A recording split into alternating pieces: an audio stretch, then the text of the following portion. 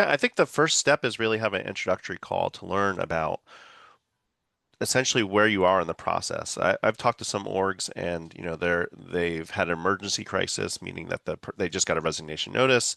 They have a short window. I've talked with other orgs. We've worked with other orgs that have a very long runway and are actually in a very stable situation. And so the first initial call is really understanding what your situation is, and that can often just be between us and the senior executive or senior leadership on the board at that moment. And then from there, we'll have a follow-up call where really we'll dive into the process. And I think one of the reasons I really enjoy working with Immersive1st in general is just that we're treating your money like it's our money, and we are not trying to bilk you, and we are really trying to define a process that makes sense. And we're the first to tell you if this is overbearing or cumbersome, and we could do this in a leaner way. And so that second call, we could really ask questions and learn about not necessarily who you're looking for, but what situation you're in. And of course, we'll hear about some of the things that we love about the previous exec or the previous director and some things we want to see continued.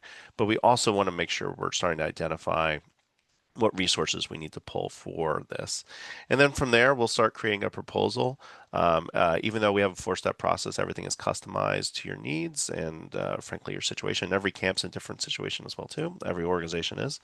And then from there, we'll come back to you and we'll essentially walk you through the proposal, make sure it matches up, and then we could start work pretty quickly. So all in all, from you reaching out initially to getting a proposal in your hands is roughly a 1 to 2 week time period, depending on how quickly we can meet and get our calendars aligned.